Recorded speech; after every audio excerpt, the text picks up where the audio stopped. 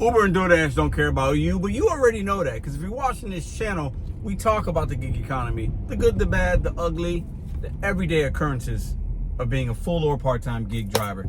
And if you're new here, hit subscribe, because we got videos just about every day. I saw an article.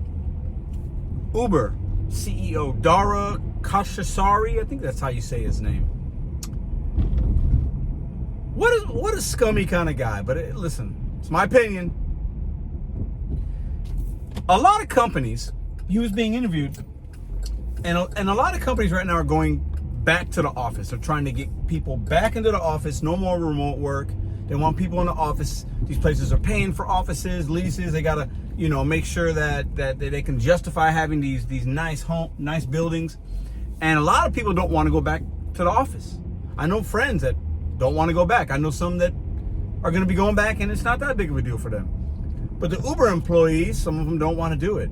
And his message to him, I'm not gonna say verbatim, but I'm paraphrasing here. He goes, if they don't like it, they can find another job. Nothing wrong with saying that necessarily, but it goes to show you exactly how Uber as a company, because your CEO represents your company, how they feel about their employees. And we are not. We're 1099, right? Some would say misclassified employees, but if that's how they feel, because a lot of jobs can be done from home. There's pros and cons on both sides. I'll go over a couple, because I've talked to many people, many people I know about this. A lot of people say they do better at home because they're more focused, they can get more done, they're not distracted. Maybe they're more introverted and they just can accomplish things. It works with their life balance. They don't have a vehicle, and it works for them, and they can get the job done, and there's studies to be shown that they're more productive. Now, from the other side there's certain things as far as networking, communication, having a pulse of a company. You can't really get all that from your colleagues if you're working from Zoom and at home. There's something to be said for in-person communication, even as a whole society. If too many people are just working at home, man, not good overall. But when it comes to production and performance, probably it's okay to work from home. But if Uber as a company cannot, and DoorDash as well, they have this similar problem, okay?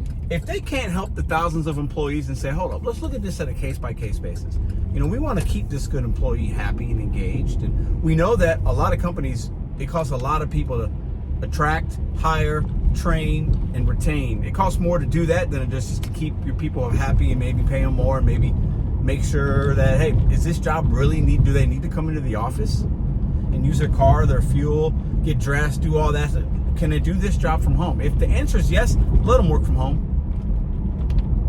Because if that's how they feel about their employees, what's that say about how they feel about us? Because to Uber and DoorDash, we are less than their employees. Their employees are here and they're already low.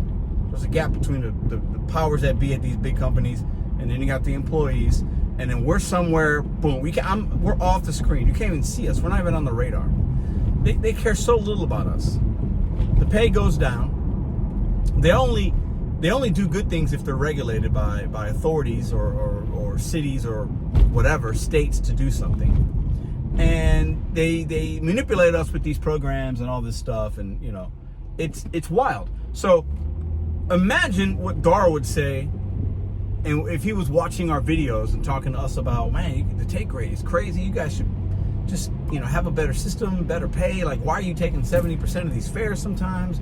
It's kind of crazy. Like, you sign this arbitration, even consumers sign it to where basically you can't sue Uber even if you're a consumer or a driver. I mean, it's crazy because they know they get away with, they know they do some scammy things. DoorDash is the same. They're both scummy companies overall. Utilize them for your benefit and then get out when you can, okay?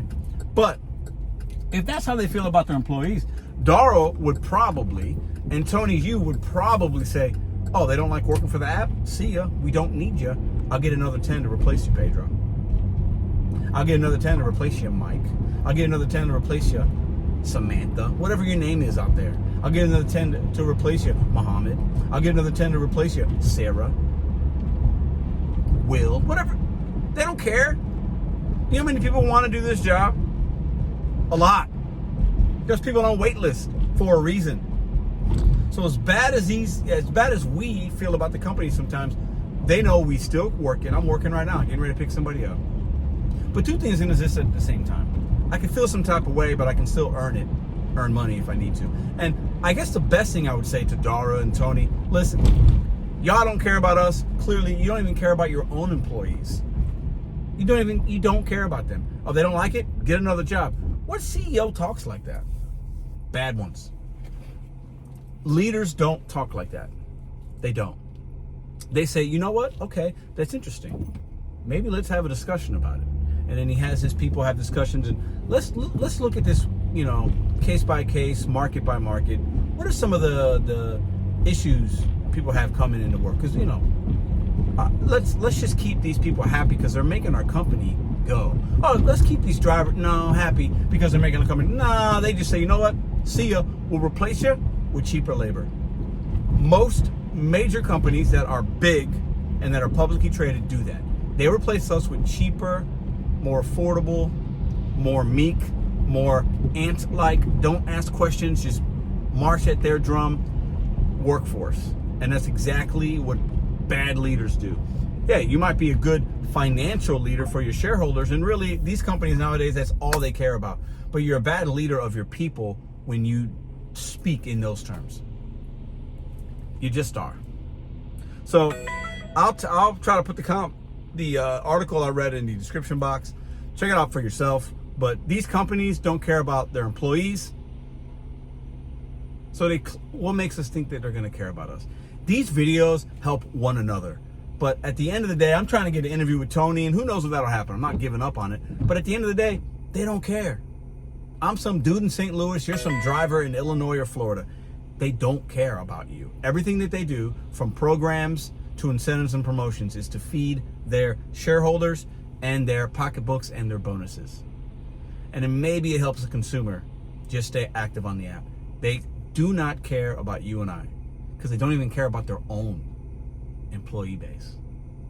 You don't like it? Get another job. Find another employer, because that's how we're doing it here.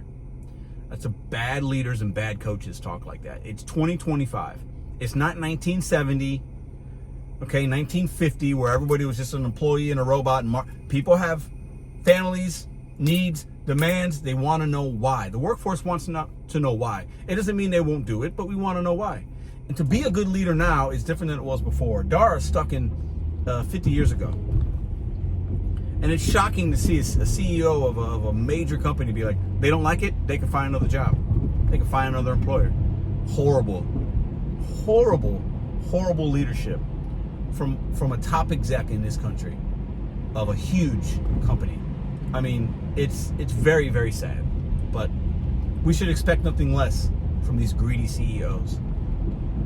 You guys tell me what you think in the comments down below. And my fellow remote workers out there, or if you're going back into the office, I know a few people, that's happening right now at a lot of companies. How do you feel about it? Because it's happening in the last couple of weeks. There's been a growing trend of that. And that's going to continue. And there's pros and cons. I don't have one way or the other. I've never worked from home like that. I've never had to make that decision, or that never impacted me. So I'm looking at you guys. What do you think? Has that impacted you yet? What would you do? How would you handle it? Would you just say, hey, I got to do what I got to do? Or would you take Dara's advice and find another employer? I appreciate y'all so much. Hit the thumbs up on this video if you got any kind of entertainment, if you learned something, or if I made you think today. I'll see you in the next video.